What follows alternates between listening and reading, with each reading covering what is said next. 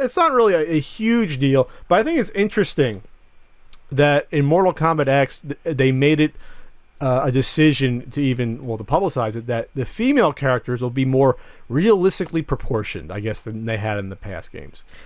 It's funny to me that, oh man, I'm gonna get probably still wearing thongs, but they're probably realistic. No, I mean the picture they showed, she even had more clothes on. Look, I love boobs, I love butts, and all that stuff. Who doesn't? But let's be honest. But when you have all that extra appendages on yourself, you're not made for fighting. Thank you for interrupting. Yeah. It's just, I mean, it's ridiculous, and it's fairly unrealistic. I guess all I can say is, I expect Mortal Kombat to be over the top and ridiculous, so it's never particularly bothered me in the past, although I look at it and I go, how the fuck do those things stay in with that?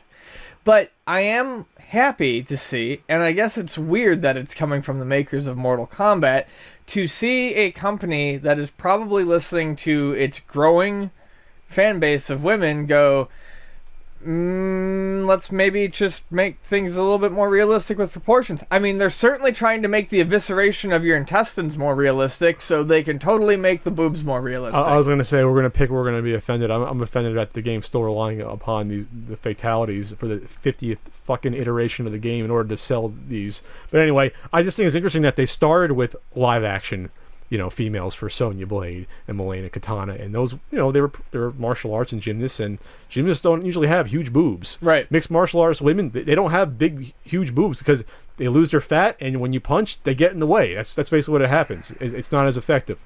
But yeah, I'm looking at a picture in this article from 2011, Mortal Kombat. Oh, there she did have a thong, and I don't know how they stayed in there. So I mean, it's cool. I mean, to me, because it just means that voices are being heard.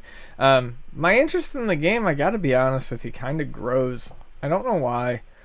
Maybe is this another reboot like 9 was? No, or just a continuation of the reboot? 9 wasn't a reboot. Really. I thought it was.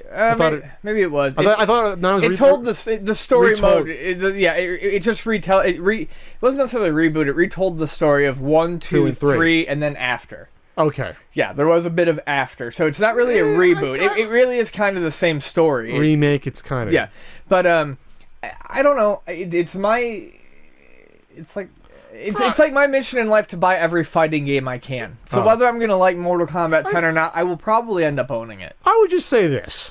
Going back to... I'm not saying people are going to complain with this. Who is playing fighting games for boobs and ass out there?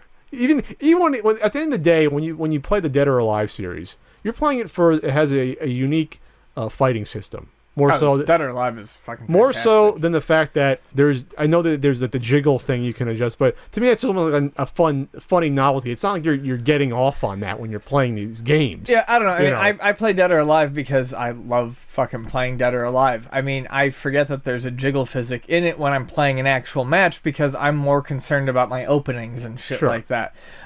Whatever. I mean, short topic. Like I said, that's it. I'm still not interested in the Mortal Kombat series. No, it's not a good series. I'm not saying I think it's a great series. I'm just saying I will probably buy it and put it through its paces.